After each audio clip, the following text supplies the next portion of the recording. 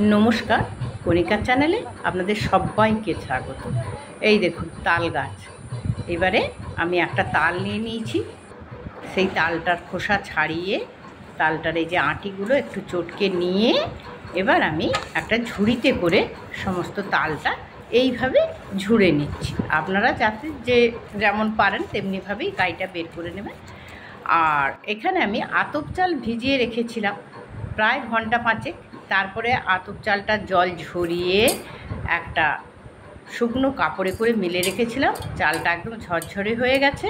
সেই চালটাকে এবার আমি গুঁড়ো করে নিচ্ছি। একটা কথা বলি বন্ধু, যখনই তালের কোনো কিছু করবেন তখন কিন্তু এই আতপ চালটা দেবেন। আতপ চাল, তালটা তো খুব নরম জিনিস, আর আতপ চালটা দিলে খুব সুন্দর শক্ত ধরে। এই যে আমার তালের যে কাইটা বেরিয়েছিল সেই কাইটাকে আমি গরম করে নিয়েছি, নারকেল কুচিয়ে নিয়েছি, আর এখানে নিয়েছি চিনি, আর নুন তো আমাদের লাগেই।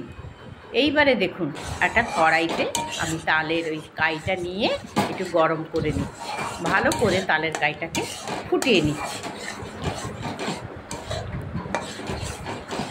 তালের কাইটা যখন ভালো করে ফুটে গেছে ওতে আমি এবারে পরিমাণ মতো চিনি দিয়ে দিয়েছি। চিনি দিয়ে চিনিটা যতক্ষণ না গলে যায় ততক্ষণ চিনিটা গলে গেছে। এবার আমি চালের গুঁড়োগুলো যে করে রেখেছিলাম মিক্সিতে, সেই চালের গুঁড়োগুলো এবারে মিশিয়ে নিচ্ছি আমাদের ওই তালের কাইটার সঙ্গে। সুন্দর করে মিশিয়ে নেবো গ্যাসে।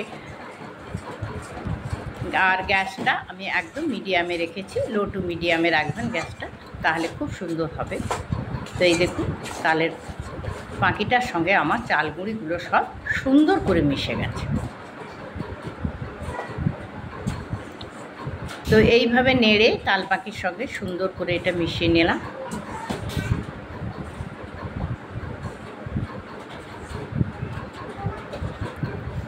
এইবারে আমার যে নুন, স্বাদ মতন আমি নুন দিয়ে দিচ্ছি। এবারে এলাচ গুঁড়ো করে রেখেছিলাম, এলাচ গুঁড়োটাও দিয়ে দিলাম।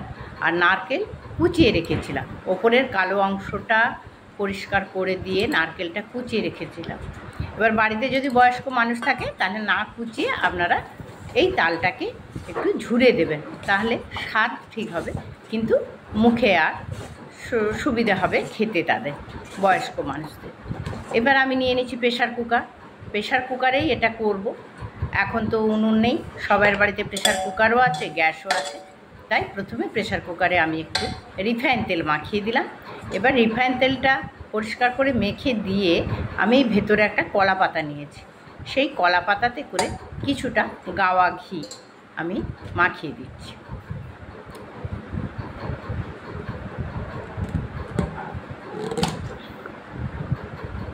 তেল হাতটা থাকার জন্য ঘিয়ের কৌটোটা খুলতে একটু সময় লাগছে। যাই হোক, সুন্দর করে ঘিটা মাখিয়ে দিলাম। মাখিয়ে ওই কুকারের ভেতরে এইবারে আমি কলা পাতাটা দিয়ে দেব।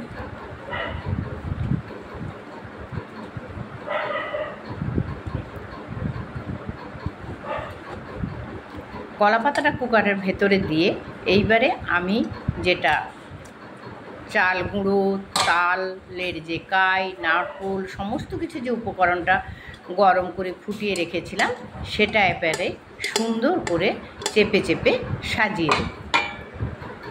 ঠিক যেমনভাবে আমরা উনুনে পোড়া পিঠাটা করে থাকি ঠিক সেইভাবেই এই পিঠেটা হবে, এবং খেতে হবে বড্ড চমৎকার সুস্বাদু। আর সময়ও খুব কম। আপনি গ্যাসটা একদম লো করবেন, লো করে এটা আধ ঘন্টা রেখে দেবেন। আমি একদম চেপে চেপে এইটাকে বসিয়ে দিলাম। বসিয়ে গ্যাসে আগেই বলেছি গ্যাসটা একদম লো করে রাখবেন। আর এই যে বললাম, দেখুন গ্যাসটা একদম আমি লো করে দিলাম। এই গ্যাসেই কিন্তু থাকবে, আর সময় লাগবে 30 থেকে 35 মিনিট। মাঝে একবার দেখে নিতে পারেন যদি আপনাদের মনে। আমি কিন্তু সিটি করালাম না, সিটি না করিয়ে এই লোতে আমি বসিয়ে রেখেছি। ঠিক 30 মিনিট হলো, ফিরে এলাম।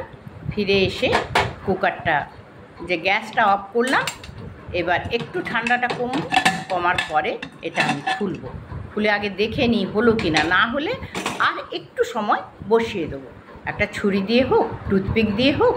দেখুন একটুও লাগছে না, কত সুন্দর হয়েছে দেখছেন, দেখতেও কত চমৎকার হয়েছে। আর একটুও লাগছে না, তার মানে সময়টা আমার সঠিক ছিল, আর যেটা আমি গরম করেছিলাম সেটাও আমার খুব সুন্দর ছিল। এইবার একটা ছুরি দিয়ে কেটে নিলাম, কেটে নিয়ে এইবার দেখুন, কারণ পেছনটা দেখুন, কারণ সামনেটা তো লাল হবে না, কারণ এটা তো কাঠের উনুন নয় যে ওপর থেকে দিইনি, তাই পেছনটা দেখুন,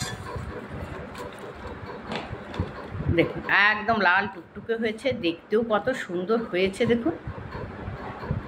আর কুকারটা একবার দেখে নিন, কলা পাতাটা সরিয়ে নিচ্ছি, কুকারটা একদমই পরিষ্কার আছে, সুতরাং মাজতে ঘষতেও কুকারের কোনো ভয় নেই।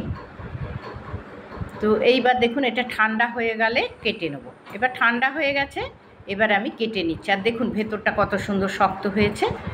তো এইভাবে আমি কেটে নিচ্ছি। তো কেমন লাগলো বন্ধু অবশ্যই জানাবেন, যে কুকারেও এমনিভাবে উনুনের মতো পোড়া পিঠে হয়। তাহলে সবাই ভালো থাকবেন, সবাই সুস্থ থাকুন। সবাইকে কণিকা অধিকারী নমস্কার জানিয়ে আজকে আমার এই রেসিপি শেষ করছি। সবাই ভালো থাকুন।